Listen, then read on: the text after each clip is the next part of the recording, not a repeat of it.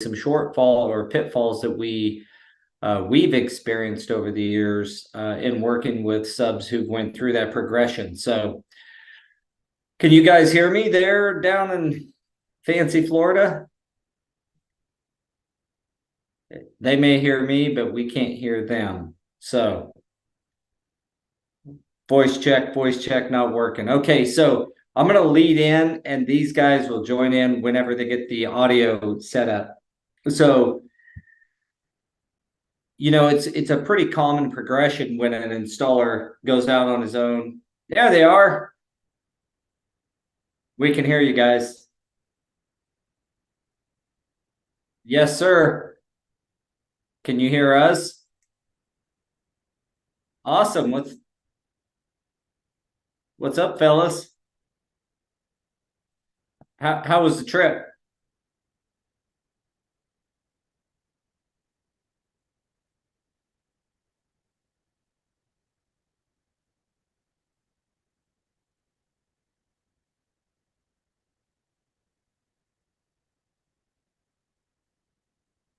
Sweet. Well, today, as I previously stated, we're going to be going over managing installation teams, and really what that boils down to is an installer going through the progression of maybe he was an hourly or a helper with someone or an apprentice, and then became an installer himself or herself, and then decided to grow their team and start taking on more work. It's a pretty standard progression with a good installer, is that they will take on the additional manpower or team up with some other guys and start doing more work. So that being said, the couple of the pitfalls that I've experienced in this progression is, overestimating what one of your crews can do and taking on more work than you have the capability of actually completing. We've seen a lot of guys get into trouble with that. Also, in that same vein is maybe overestimating their ability or that they're going to treat the job the way you would. So in both accords, accountability is a kind of a key component. So if you're a installer and you're running a few subs or a few guys working with you as a sub or a few crews, the key is accountability, like, checking in with them, having conversations about your quality, as well as making sure your crews are trained. The biggest pitfall that I've seen is we award a job to somebody and they have one of their crews do it, and the quality expectation is not there, and it doesn't match what the lead installer who we've worked with for many years may have been capable of delivering and what we're used to receiving from that particular crew. So all I can say is make sure that you place your crews or your even if they're on your W-2 and you're paying them by the hour or however your arrangement is, just making sure you understand their capabilities and that you put them on jobs where they're going to be successful. Are you guys audioed up I think we're good now. and with us? Can you hear us? Yep. Awesome. Well, you guys rock. Awesome. Stepping away from the activities down there. Well, you guys, to drill down on this, you guys use subs and have you guys experienced some of that where you're used to working with a certain guy and he's hired another crew and he's running 2 or 3 crews and running himself, and then you get a job that's not quite up to par from a quality or performance standpoint? I don't think we personally have not run into that, right? Because if we hire someone direct,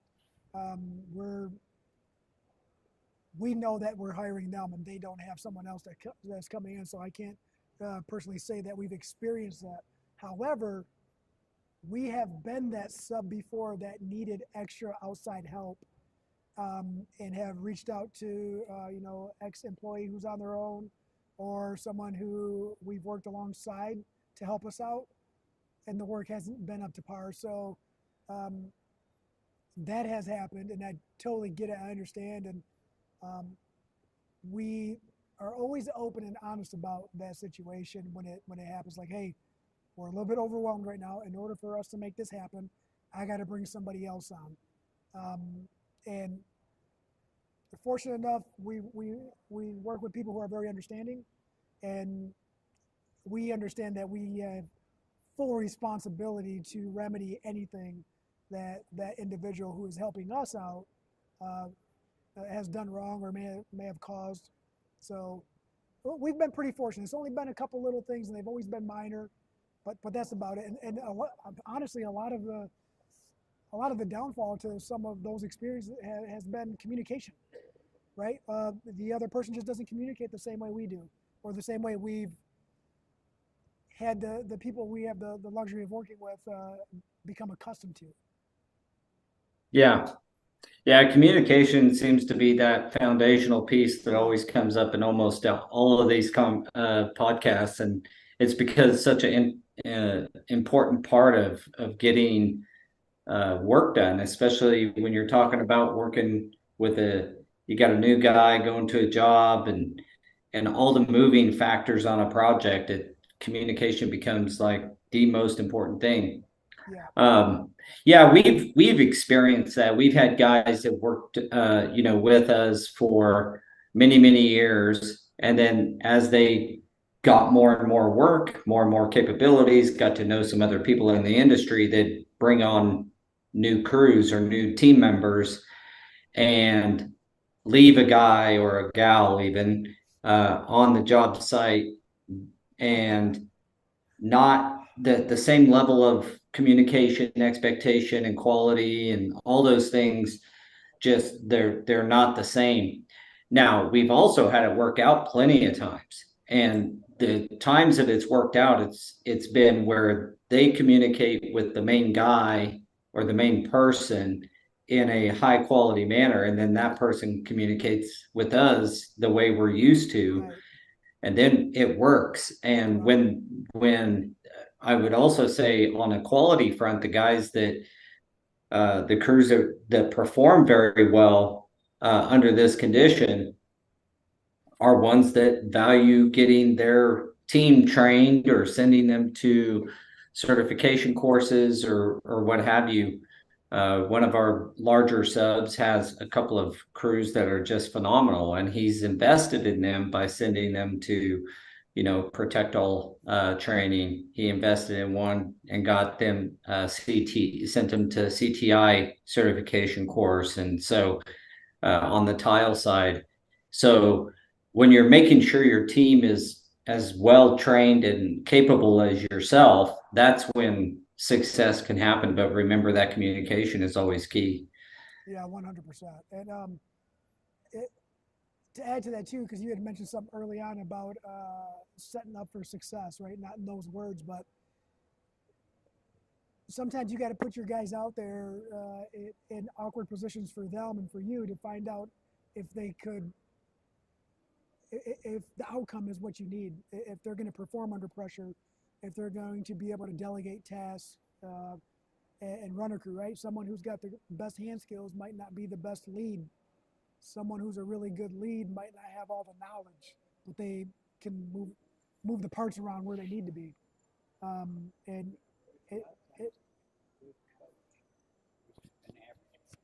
yep. Mr. Roland Thompson's here, by the way. He just butted in. Instead of him commenting here, look, let's add him to the couch. This is not. Let's hear this old man can sit down couch, here. guys. It's not What's up, Roland? Doing there, buddy. So good to see you, sir. My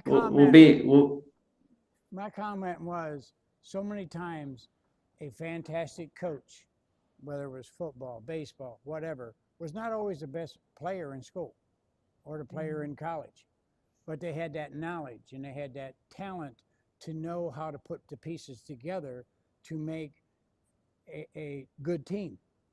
It's the same thing in our business.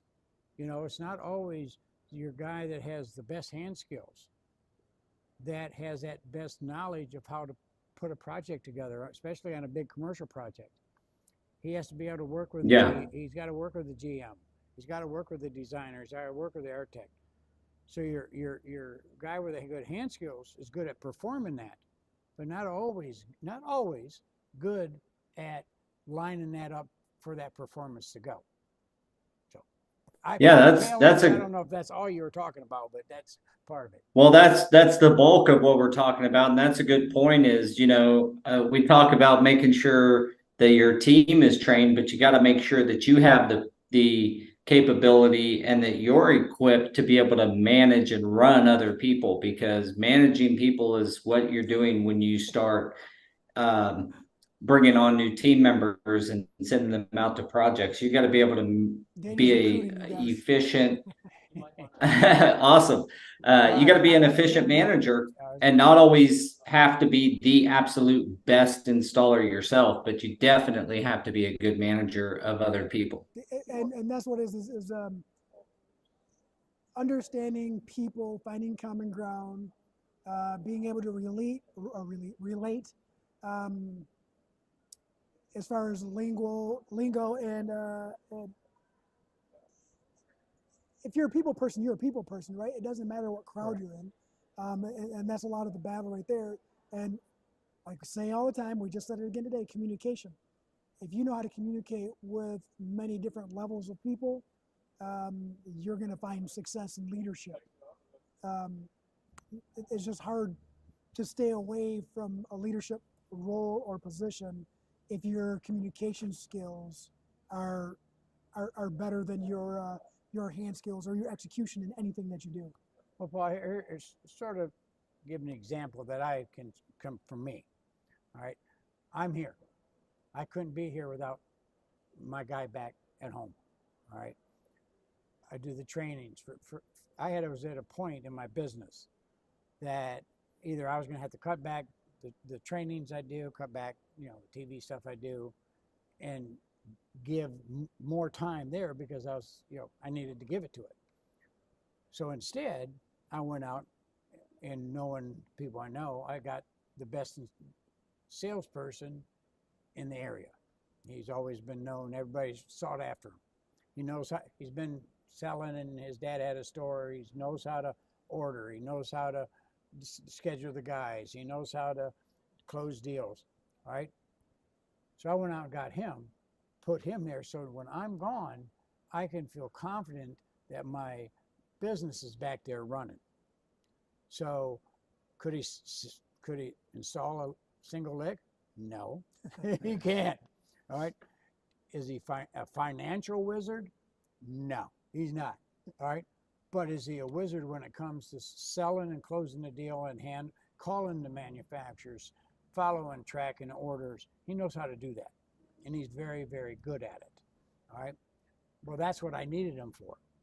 All right. So when you're an installer and you're looking at, or you're running crews or you're looking at jobs, you need to look at the person that can enhance what you can't do, or what you can do, but you have other things to do.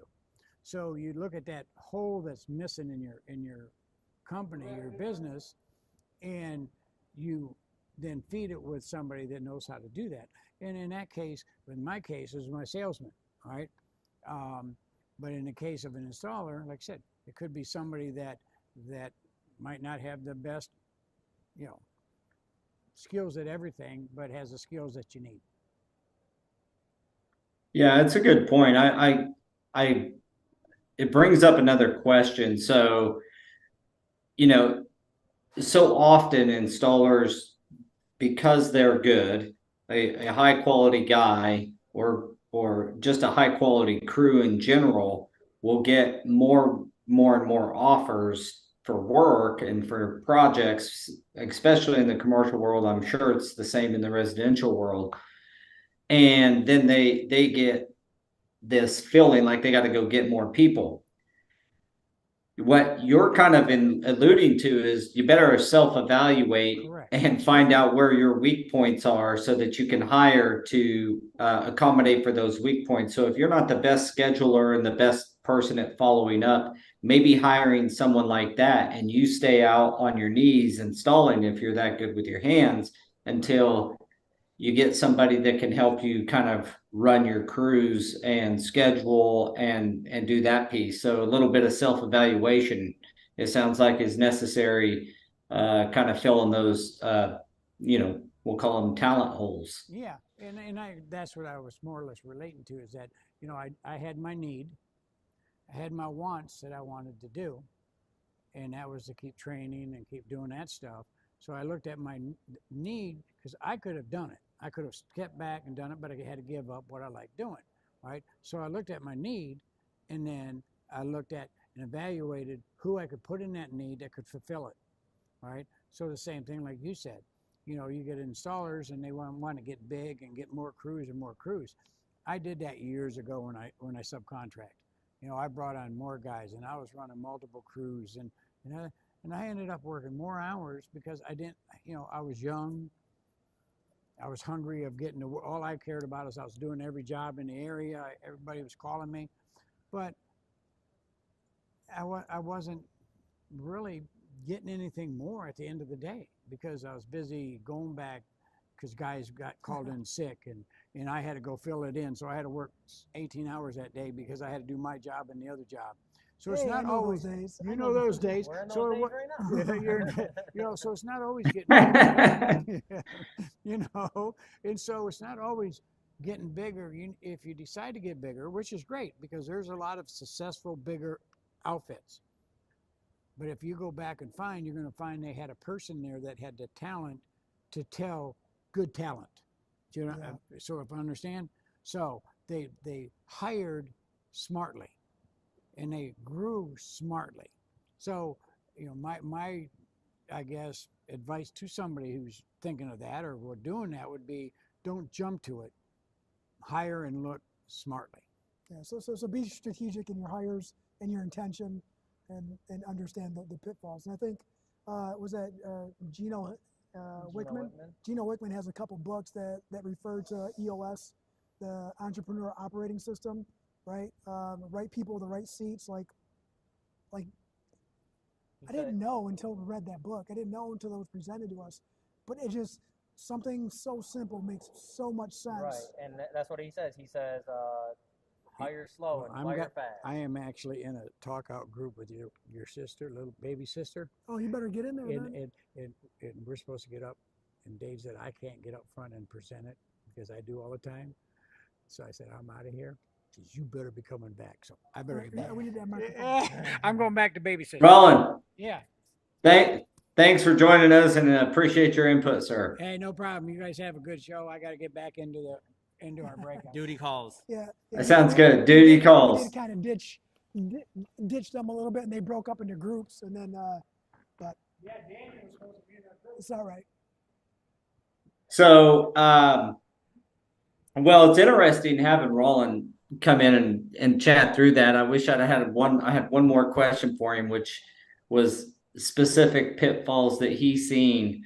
Because when I was a sub and I had my crews, I did the same as everybody, which or I should say I did it the wrong way. I won't say I did the same as everybody. I did it the wrong way. I just started filling bodies with installers, and then had the same exact thing that Roland was alluding to there, which is a guy wouldn't show up, no call, no show, and I'd have to still get that client's days worth of work done, even though I had my own crew going. And it's like you just want to add to try to fulfill the need, because there's so much. If you're a good installer, there's a ton of work out there, and trying to fulfill that need. And I kind of had the same ego that Roland was just talking about. I just cared that I was doing all this work and want to just drive by buildings and say, I did that one, I did that one, I did that one. But at the end of the day, if it's not done right, if you don't realize in yourself that you're not the best manager of other people, then maybe you should hire that role first and then start to build your crews out. Right. That was a pitfall for me. Like Roland said, I was young as well, Same thing for and us, man. just We did the same.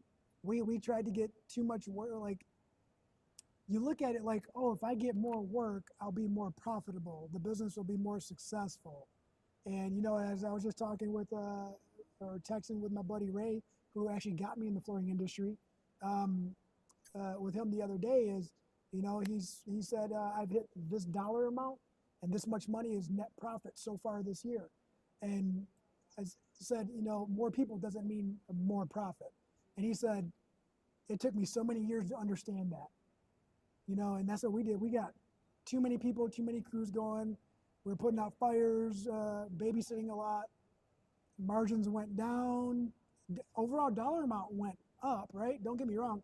Like, it went up, but what was left over after it went up wasn't worth all the headache and the hassle. Like, and that was young business mind, naive, not knowing what to do, and not understanding that concept of right people, right seat. And that thing applies to way more than just running a business, right? That applies to your crew. You know, a crew of 2, crew of 3. You don't want the wrong person talking to the clients. You don't want the wrong person installing material they're not comfortable with, because the other person, I have seniority, I got to go talk to the client. You know, it's like, you got to be strategic and intentional. yeah, a lot of the larger crews that do well have a point person, a spokesperson, not necessarily even just a salesperson, but like an assistant that schedules the crews and makes sure that, you know, they have everything. I wish I would have thought that way back then. I just hired more people. Well, I'm doing the payroll. I'm figuring out who's going well, where I'm managing. I'm making sure they got gas in their truck. You know, all this stuff, and then I'm still trying to install. It was a mess. That's where And you get the title CEO, Chief Everything Officer. yeah, well, I was that times two. It felt like, you know, you're doing absolutely everything, and like you said, it did not turn into a greater bottom line for me. It turned into certainly more money, but more headache. And like you said, if you evaluate those, is the juice worth the squeeze? And so, you know, I love it. yeah, and And so I figure that think out. getting somebody there that can help you manage the timing of everything, and that's a key component I see in some of the bigger crews. If they have more than just the lead with 2 guys or something, if it's bigger than that, you start getting and splitting up and going to different job sites. That's when you ought to start thinking about somebody to schedule your time, and eventually trying to replace yourself from an installation standpoint. You ought to have that first kind of scheduler manager type person in place. I know one crew in particular that does it really well, but they did not hire that manager until the pain was high enough that he was like, I have to find somebody. And it improved his business quite a bit, just having somebody running around at the job sites, making sure everybody had what they needed, checking on everybody. And he was able to just, you know, he's able to just install. And now he doesn't even have to do that. He's just the face of the deal and managing the crews. And you know what? And some of what I've experienced, what we've experienced, is nothing is guaranteed, right? Like, you're making changes and you're trying to do all this, but nothing is guaranteed. All you can do is just keep pushing forward and trying to make your decisions work and trying to make the business successful. And sometimes you just got to take that leap of faith and hope for the best. And a lot of the reservation that we've had through some of the growth is we're just afraid to give someone that power over what we've been controlling, right? And sometimes that is very hard, because some decisions that people make within your company could affect more than just your company or you. It could affect everyone else that is blanketed under that. And you got to make sure that you have the right people. You might not always feel like you're financially ready for some of that change, but if that person helps generate the revenue to offset their wages plus some, having that outlook is huge too. But having people to talk to like Paul, who's been through it and who has said you're going to yield some results. You just have to trust the process. It's always fantastic. Yeah, and that brings up the second point, which is I found a lot of times the guys that are out hiring people or looking for crew members do not take into account the things that I've learned in business, which is hiring based on culture. Now, you may not feel like you have a culture as a installation company, but you honestly do. You just don't know what it is. So evaluate that. And what I mean by that, if you're the early morning hardworking guy that, you and your guys and girls get up early and you guys get going and you're going to hire somebody who's notoriously shows up at job sites at 10 o'clock and expect that because now they work for you, that's going to change. And I've seen that as the other major pitfall. Like if you are the go-getter early morning kind of person and you're a hard worker and this other installer is known for, like I said, showing up, at 9, 10 o'clock in the morning, or always has a vehicle issue or leans on excuses a lot, and you're the no excuse kind of person, you better make sure you guys mesh well. I don't think enough people think of that. That's why you see, at least I have seen guys that work for different crews, and they'll work for this crew for a while, and then next thing you know, they're over here working for some other sub, and then next thing you know, they're working on their own, and then they go back to work for another sub over here, and they're just always moving around. Well, you got to make sure that whoever you're hiring makes a fit with how. If you don't feel like you have a culture, think about it like personality. That their personality matches with yours, that their work ethic, their temperament, all those things, everything meshes well before you hire them. Don't just hire somebody because they know how to install a flooring product that you want to install. Make sure they're a good fit for your personality and the way you want your business to run. Because I can tell you one thing that I can vouch for, and I know these guys can, is the buck stops with you. It's not like whoever you're working for, the GC is going to, or if you're working for a flooring store that they're going to go worry about, oh, I'm sorry, I sent this guy over there. No, they hired you to do the job. The buck stops with the main guy. So it doesn't matter who, like you said, they hire you, and the person you send is a representative of you and an extension of your company. Whether they're an employee or a subcontractor, they're still an extension of your company. Well, you think about it like when you see some of these posts on I'm in some community groups, right, for our city. And some people will be like, I went to this chain restaurant and this person was horrible. I'll never go there again. And it's not the owner's fault, or it's not the owner that did it to them or anything. It's that one employee that made them decide, I'm never going to go to this specific location again. It's the same thing when you're dealing with, us or someone that works for us. It's everyone has to have the same attitude going into the day in order for you guys to mesh well. Yeah. I think everybody's entitled to bad days too, right? It just sucks that you can do a million things right. It's just everybody always remembers you for the one thing you did wrong, depending on how much they like to hover over that one thing. Yeah, at the end of the day, though, in construction, the good quality people, even through those mistakes, always kind of land on their feet, because while you might take it in the old shorts on a particular project, we've experienced that the company or the GC we're working for or whatever will come back around and realize that it was, a pretty isolated issue. The key is though, when it's not an isolated issue, when it's something that continuously happens, then you got to evaluate who you're hiring and make sure that you're, getting those people that are going to fulfill the job the same way that you have fulfilled them. It's a really kind of a sticky scenario with installation teams. It's, I've plenty of times hired a guy and he sends out another crew, and that crew does a fantastic job.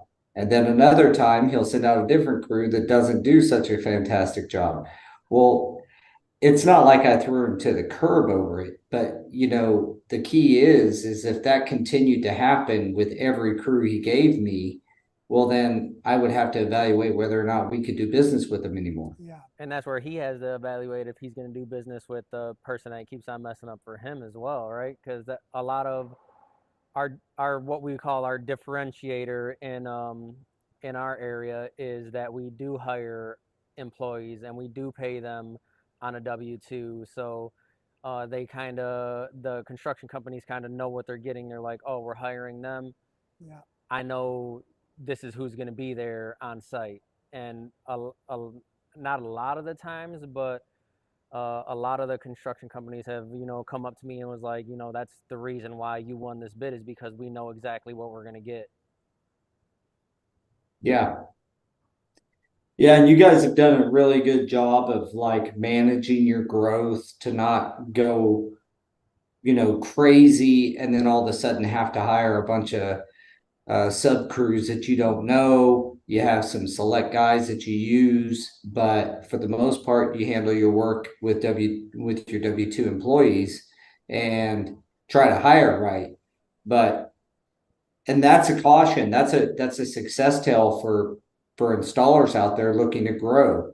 And you guys grew your installation business into a full service shop. I did the same thing. So we have that in common. And one of the common grounds we've had over this time of getting to know each other over the years is the fact that we have that in common. We both made mistakes, but at this juncture, we've learned a lot of things, and we're just trying to tell you guys out there that if you want to do the same kind of progression, there are some easier ways than the way I did it. I'll tell you that. And one of them is hiring right and not hiring out of desperation, hiring the right people that fit you. And when you feel like you have a culture, I'd say fit your culture, one of my mentors, Andy Frisella with First Form out of St. Louis, he'll go out when he hires. Now, it's a big company, but I thought this was interesting. When he has somebody that he's interested in through an interview, he'll actually go out and look in their car and see if it's tidy and if it's a mess. And he does that because not because it would matter at another place, but that's one of his pet peeves is someone, he'd hate me. My desk is a messy mess. To me, it wouldn't matter two cents whether or not your car is a mess. But to him, because that's his culture and how he is, he goes out and takes a peek in their vehicle before he signs on the dotted line to hire somebody, sees if they kind of match him. So that's probably a bit of an extreme case, but that's still the same really. thought process. Not really. I get it, right? You want to see how someone handles their or keeps their personal stuff. If they keep their personal stuff nice, chances are they're going to keep something that doesn't belong to them nice as well. I get it, and I used to tell the guys all the time when I was in the field, like, hey, we got to keep the van clean. Like, I don't like this mess. Pick up your mess. And somebody asked me why, and I was like, what happens if we go to a job site one time and the person we're doing the work for, or a store that hires us says, you know what, it's easier if I just hop in your vehicle and I'll show you where to go. So let me just hop in, let's ride together. Like, are you going to be like, hold on a minute? Or are you going to say, all right, come right on in, right? Like, so you know, what are you going to do? It's better to be prepared for something like that. And that's just not the vehicle thing, right? But in I guess overall in life, it's better to be prepared for someone to judge you off of something that you fully have control over, and that's appearance, cleanliness. Like you have control over. Well, things. there's a good parallel. I mean, I do look at guys' tools and judge the crap out of them. My God. Like if I see a guy that's got patch built up on his trowel and you could tell that he's never washed it other than pulling out a scraper to scrape the patch off, or he's got to bang it on the, I mean, that kind of stuff. I'm like, clean your equipment. This is what makes you money. Keep your stuff clean. And we preach that to our employee installers. Obviously, we don't have the need or the ability to control that with subs, obviously, but it is a telltale sign of how well, like a guy that keeps his equipment, I'll say the whole crew that keeps their equipment clean and nice, they are more likely to keep your job site clean and nice than somebody who has a messy mess of everything. Well, they care, and that goes back to what you said about the culture thing. I know that my tools are my investment, right? The tools are most of the tools you buy are temporary, but I am still going to treat them really well because they're only going to work as good as you keep them. And if you're maintaining them like crap, they're going to work like crap. They're not going to last as long as they should. But Daniel will tell you, we'll buy something, and he was like, hey, we got to replace this. What? We got to replace it? We just bought that. He's like, dude, we just bought that. 2017. Yeah.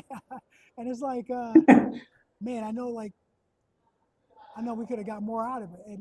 And that goes back to say the tool thing. Like, I have tools at home that I have had probably 20 years now. Nobody's allowed to touch those tools, right? Those are mine. Nobody touches them. I don't ever borrow them out. They're mine. They're mine. They've been well kept. Nobody touched them.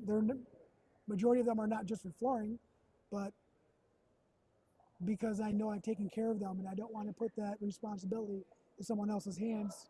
So I got a good thing going with them. 20 years, man. Yeah, you got a relationship with your tools at that point. Well, it also boils down to efficiency. If you have to pull out it's so much easier to clean a patching trowel or something like that when you're done with it and the stuff's wet. There's no doubt about that. That's not up for debate. And it's also not up for debate that your tool's going to be in better shape in a year than if you constantly have to beat it to death to get the patch off, or your buckets are always full of crap and you got to beat the crap out of them to mix new patch up. Those things are not, like, efficiency wise. You get on a job, it is easier to clean them out when they're wet. It's just like pushing this can down the road and taking care of your equipment. We've had a whole podcast on those types of items, but they come right back in here because that's the point, though. If you're going to hire somebody, that maybe the Andy Frisella equivalent to going and looking at their car is go look at their tools. Go see how they take care of their stuff before you hire them. Make sure that you're in line, because how they take care of their own is exactly how they're going to take care of yours. I can tell you that. Yeah. I typically try to return things in better condition than what I got them. And that's just me, right? Like, I don't want to be the reason that something breaks when I give it back. Yeah. So how's, guys, I mean, at the end of the day, I think that the key takeaways here are, kind of like Roland said, know where your weaknesses are and hire for those. The right people in the bus is, there's a book, Good to Great, as well as Traction from Gino, that both talk about putting the right people on having the right people on the right seat. You can have the right person, but in the wrong seat. So even in your, install company, you can have the wrong people in the wrong seat. So knowing what you need to hire for it's just not always hiring another installer. Sometimes it can be making you more efficient as an installer by having somebody take the phone calls or processing the work orders and doing your billing and making sure that you have your materials on site and your guys are and your crews are all lined up and stuff. So, evaluate that and prevent the pitfall of going into either hiring or going into business with somebody that doesn't match your personality or match your culture. And growing, if you can hire the guys as W-2, that's ideal anyway. This subbing to a sub thing is to me a problem in our industry that we need to figure out how to not have happen. You can team up with the sub, but another sub if you need help on a job or something, but like just subbing your work out to other subs, almost being like a broker. That's just taking margin out of the actual installer's pocket, and to me doesn't make sense. But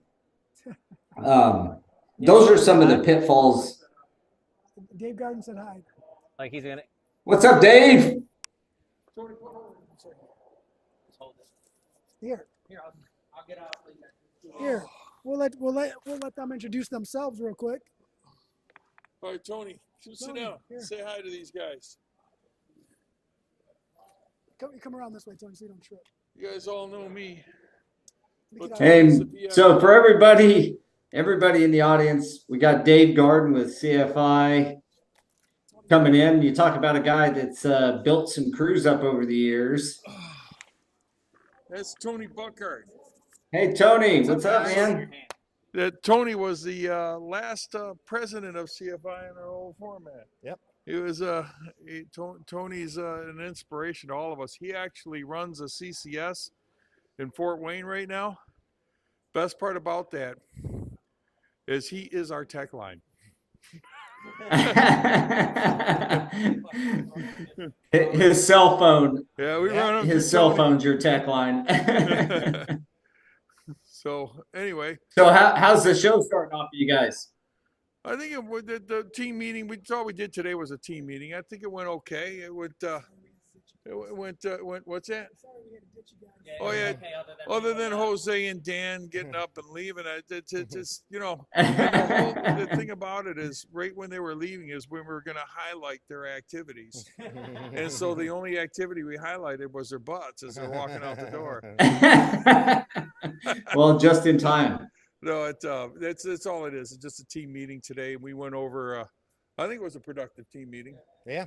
We went over some things and learned some things, and that's about it. The meat and potatoes, it happens when you get here.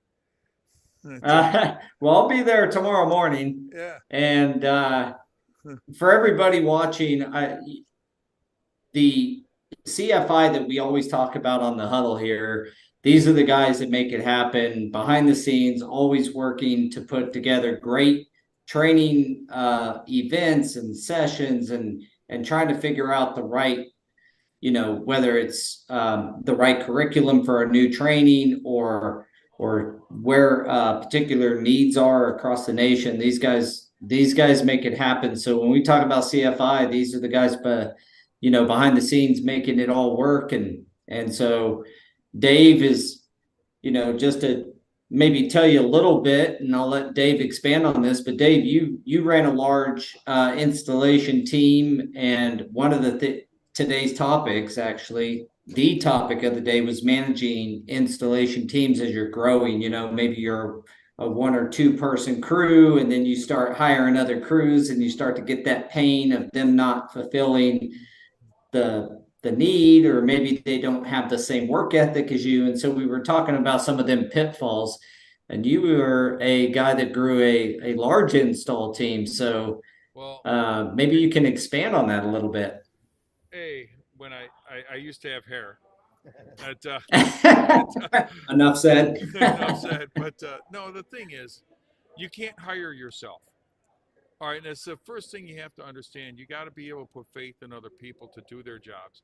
provide them with the training that is necessary. And the real big thing is, you don't want to give somebody a project that will hurt them. So you have to understand and know who you have working for you. And as you scale that, then you have to hire people that understand that in their own community as you scale that to other communities.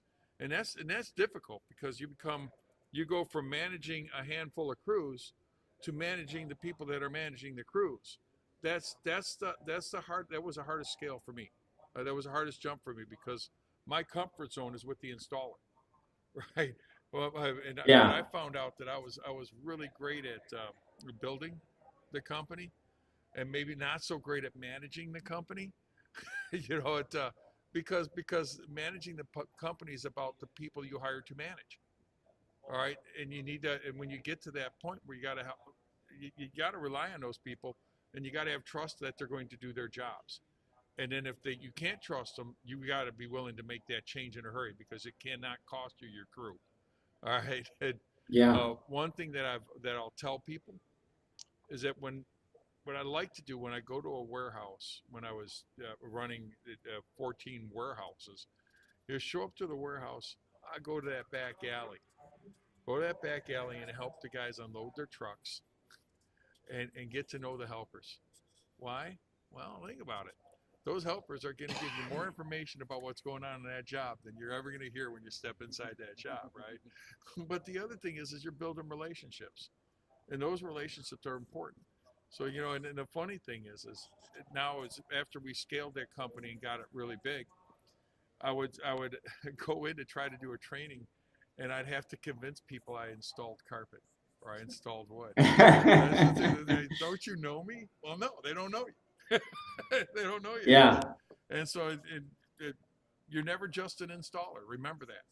You're never just an installer, but you can't hire yourself, because yourself won't work for you. All right. What do you say to the guy? What do you say to the guy or the crew that, the lead person on a crew that, has a lot of demand on him, that, because they do good work, they got more and more like pressure to do more. I own a flooring company, and our good guys, we lean on. I mean, it's just natural that, like, I know he can do it. I know he's on this job, but maybe as soon as he's done there, we can get him over here. And you're kind of, and so then they start going and hiring some crew members, and that's where it starts to fall apart if they don't do quality hiring. What's the pitfalls there? Constant training, because the pitfalls are a is if you hire people, and there's only so many ladders down that chain before somebody can't afford to make a living. All right. Yeah. And so you got to be careful of that and how you set people up, because if you got because you got your A crew, or whatever you're going to call them, your apex guy, he's great for you, but the guy he hires is he's not going to be the same as that guy, even though he's getting trained by him, but he's also getting paid less. And so that you have to be careful, because there's no reason to run a business if you're not going to make any money. There's no reason. So make sure that, from my standpoint, I got to make sure that apex guy can afford to pay his guy correctly. And then I got to make sure that his guy, he's actually filtering it down to his guy. And when we're crossing, there's a lot of gray area here, because as soon as I tell somebody how to run their business, what's that make them? An employee. It doesn't. Employee. Doesn't make them there. So there's a lot of gray area there and I found. I'm going to put a plug in here. The more certifications and trainings I did inside my warehouse, the more I got to know everybody that was working for everybody. And so you got to, you would hear things that you didn't know. And then the point is to make sure you're doing things with them. Now, Dwayne, who lives in your community, has something completely special. I mean, he has his guys out for barbecues, right? Dwayne, you can't know that guy without loving him, right? So if you work for him, you know him. He has. I could just see Dwayne having 14 warehouses, and going into a different community, and just to make sure that he had a barbecue out back for everybody. But Mo, think about this. It's genius, though. because he's getting to know everybody in a social setting where they want to know him. And that so if you want to scale something and you want guys to feel comfortable where they're at, you need to make sure they're comfortable with you as a leader. And without that, it's just a job and not a career. It's just a placeholder, not the place they want to be. And that makes a big difference.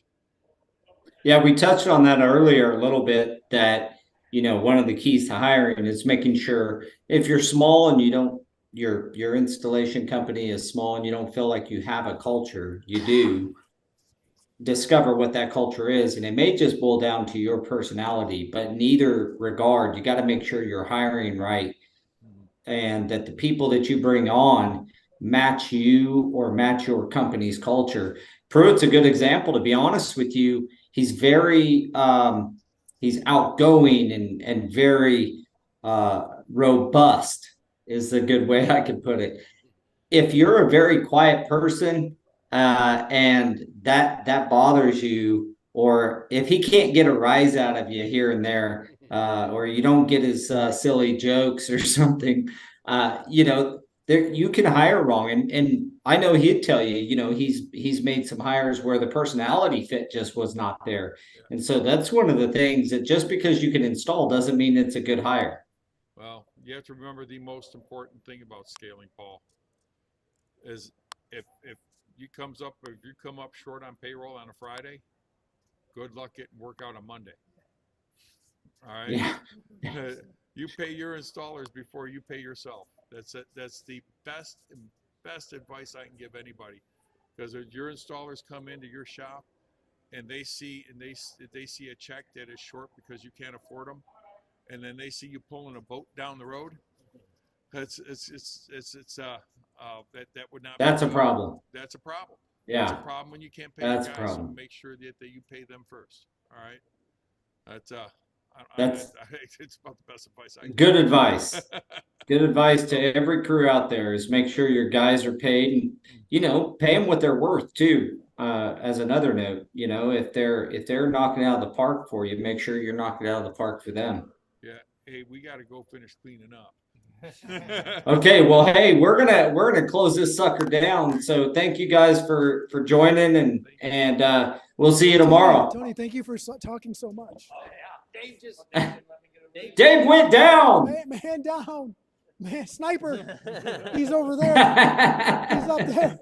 I seen him. Dave wears a size 28 shoe, so his toe got caught.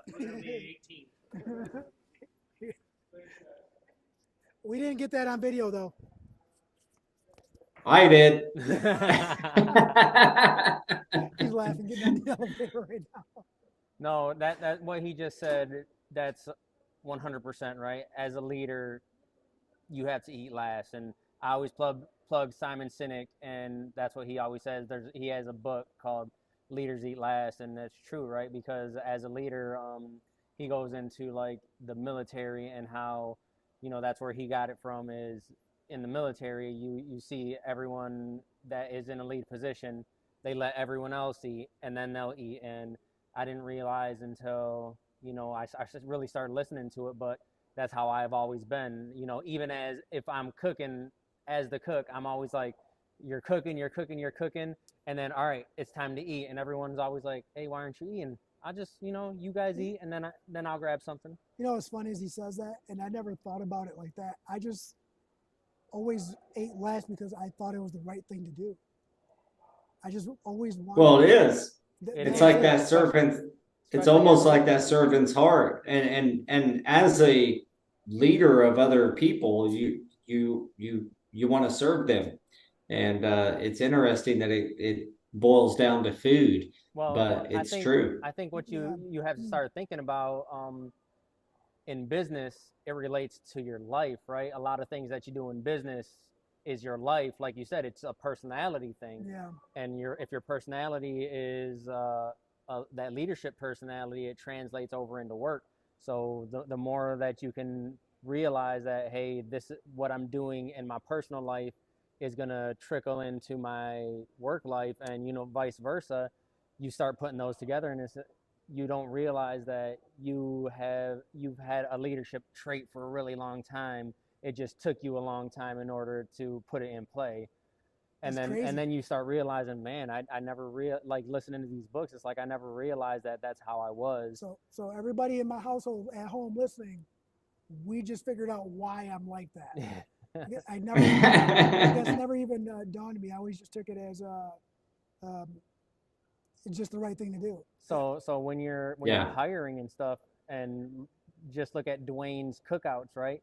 You can learn a lot from someone just by watching them at the cookout. Who's going to be hanging over here waiting for all these people to eat, and then they'll go get their plate. You know, they're fine with taking the few things that are left over, as long as everyone else is, you know, happy, and they're totally satisfied with that. And then there's also they're handing out like, boom, food's ready, I'm gonna eat. Yeah, they're handing out beers to the guys. They're, you know, it's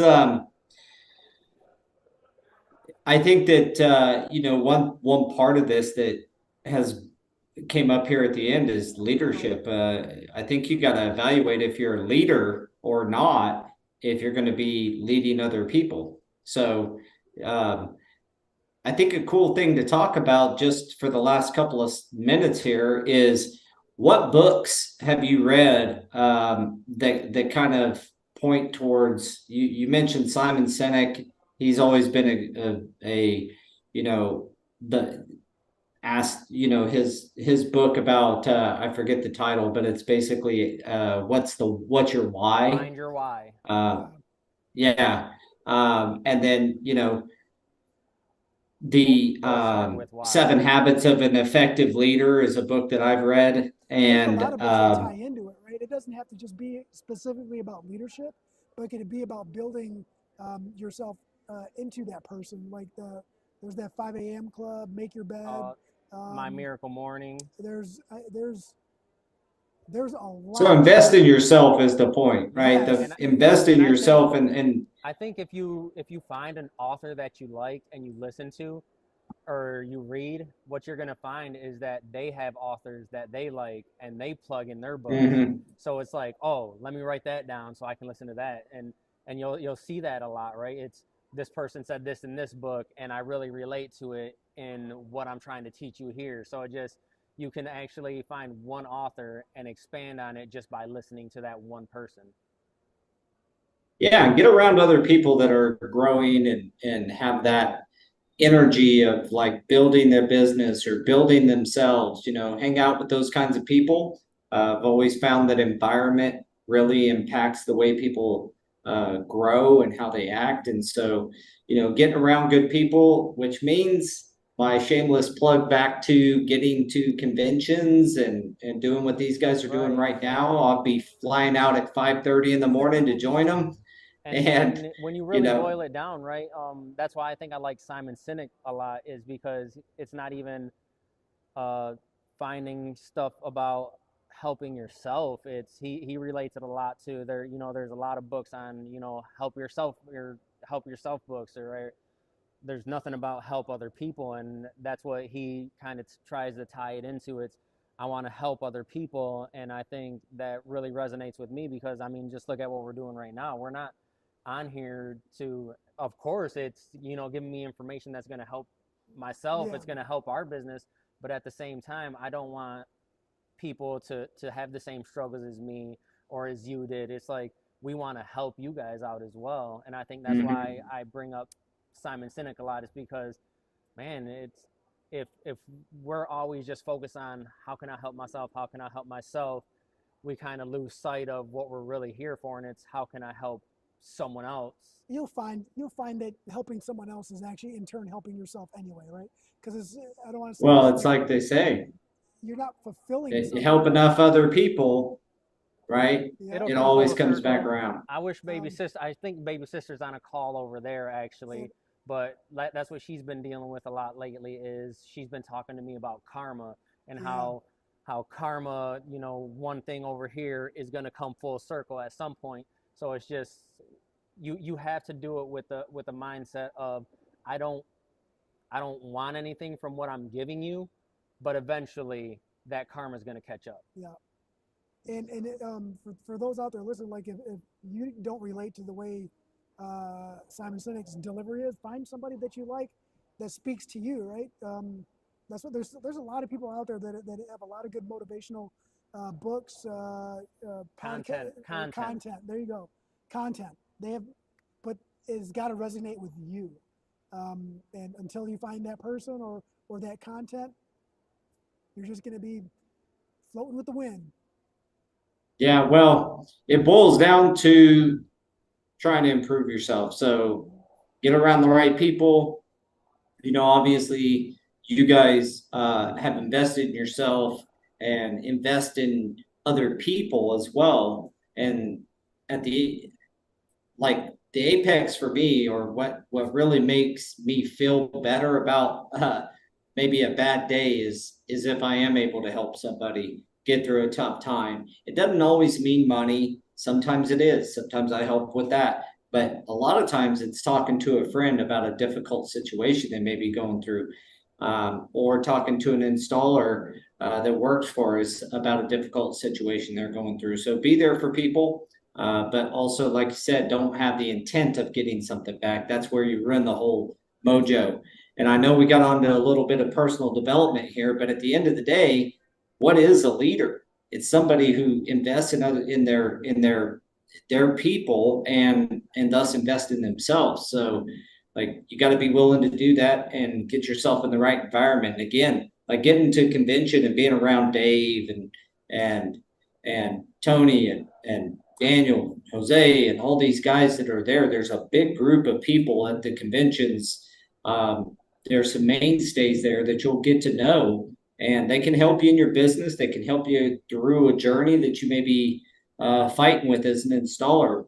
Most of us, if you specifically at CFI, you know, most of us installed that go to those shows. So, you know, if you're trying to grow an installation business, Dave grew a massive install business. Yeah, he's very modest about it too. He doesn't ever. He is modest about it. Very modest about it. Not my place to say what it was, but just know that. Yeah. Pretty large. He's a smart guy. Yeah. So listen to those guys. They're right there for your you know, conversation when you go to the conventions and stuff. So and I know I push that a lot, and so do these guys. So in the meeting, someone said something. I think it was Josiah, might have said, no, it wasn't Josiah. It was someone on the other side. But they said, you know, I'm not going to teach you everything I know, right? Because that'll take forever. I'm not just going to start explaining everything I know. But if you have a question, 100% come and ask me, and we'll dive into it. So that's what you have to do in these situations. It's you come here and you're like, I need to know about this. This person's going to be there. Let me make time to ask them this question. It's not a matter of going and say, hey, teach me everything you know about business. It's, hey, I'm having an issue with this one thing. What can I do about it? And that's how you have to approach it. And I being intentional. Yeah. And that's how that really touches me, because there has been some people, and it's, you know, focused more on the resilient flooring than anything, but that's what they do, is they come up to us and it's like, hey, I'm really having an issue on welding an outside corner. What kind of tips do you have for me? And it's like, be intentional like that. Yeah. All right, guys. Well, we've ran to the end of the show. I cannot wait to see you guys tomorrow. And if you guys are out in the audience, if you like the content, if you enjoy some of these conversations we have and bringing in different people, you know, every time we go to a show, or the guys go to a show, we pull in, we basically hard recruit some people to come on screen with us. That's exactly and these guys followed the protocol from previous and just went and got people again. I remember we were at CFI it was last year, I believe. And you guys just, it was you guys, and then Pruitt was bringing people over. Hey, go talk to them. Yeah, because Pruitt doesn't like to be on camera. Yeah, he likes to recruit everybody else. But as a leader. All right, well, Orlando area or anywhere near it, we'd love to see you. The Rose and Shingle Creek. Yep. Yep. Come join us. And I hope to see some of you guys there. And I will see you guys tomorrow around, I think my flight lands about 8:30. So I'll see you shortly thereafter. Sounds good. All We'll right, see you brother. tomorrow morning. All right, guys. Have a good one. We'll see you Thanks, everyone. later.